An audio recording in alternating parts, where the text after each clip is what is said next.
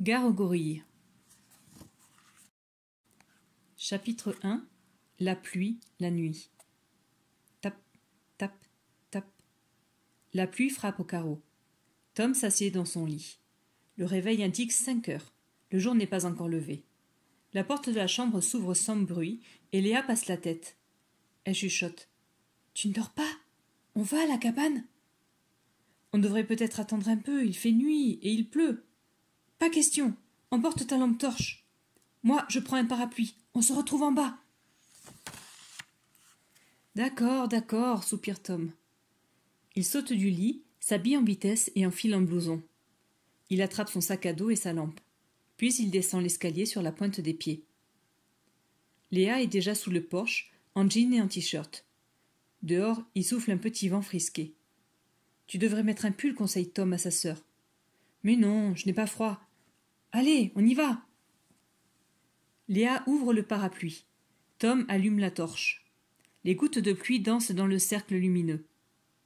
Les enfants suivent la rue qui monte vers le bois de Belleville.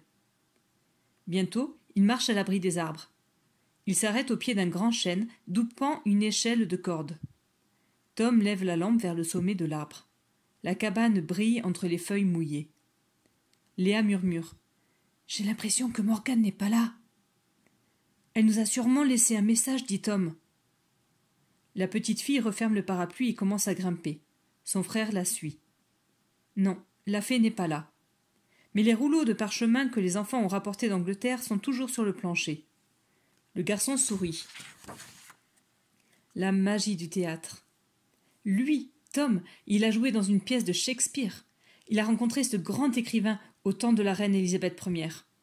Quel souvenir fabuleux. « Hé, Tom, souffle Léa, envoie un peu de lumière par ici. » Dans le faisceau de la lampe, un livre apparaît. Un morceau de papier dépasse des pages.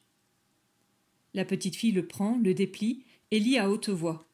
« Chers enfants, cette comptine vous guidera dans votre 2e voyage.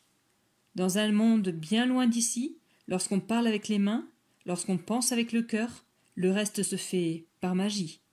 Bonne chance, Morgane. » Je n'y comprends rien, bougonne Tom. On comprendra sur place, ne t'inquiète pas. Oui, mais où ça? Le garçon ramasse le livre et éclaire la couverture. Le titre est La forêt tropicale africaine. Heureusement qu'on a emporté une lampe, soupire-t-il. Tu te souviens de notre voyage au bord du fleuve Amazone? On était dans une forêt tropicale et il faisait tellement sombre sous les arbres. Moi, je me souviens surtout des fourmis carnivores, dit Léa en frissonnant. Tom déclare rassurant. Il n'y en a pas forcément là où nous allons. Et les crocodiles? Et les piranhas? Eh bien, il n'y a peut-être pas de fleuve non plus. Toutes les forêts tropicales ne se ressemblent pas, tu sais. Tu as raison. Bon, allons-y. Léa pose le doigt sur le livre et déclare. Nous souhaitons aller à cet endroit. Le vent commence à souffler. La cabane a tourné. Hé, s'écrie la petite fille. Et les jaguars? Et les serpents? Et les chauves-souris vampires? Trop tard. La cabane tourne plus vite, de plus en plus vite. Elle tourbillonne comme une toupie folle. Et puis tout s'arrête. Tout se tait. Chapitre 2. Animaux dans le brouillard. Léa court à la fenêtre. Où sommes-nous? On n'y voit rien. Son frère la rejoint. Il fait jour, mais le paysage baigne dans un épais brouillard. Tom ouvre le livre et lit. La forêt tropicale humide couvre les montagnes d'Afrique centrale. À l'est s'élève le mont volcanique de Virunga. Ce nom signifie « la montagne qui touche le ciel ». « Je comprends, dit Léa. La cabane s'est posée si haut qu'on est comme dans un nuage. »« C'est sûrement ça, approuve Tom. » Il continue la lecture. La forêt tropicale africaine abrite quantité d'animaux.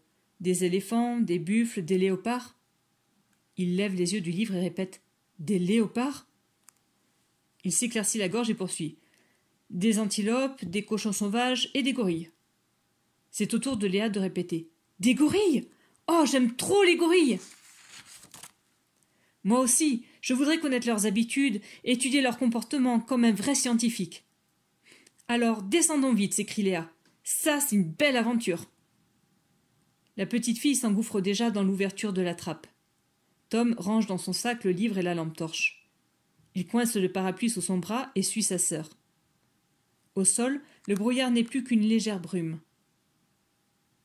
Les enfants marchent sous des arbres immenses, sur un sol couvert de mousse, où poussent des plantes à larges feuilles. « Regarde un peu celui-là » s'exclame Léa.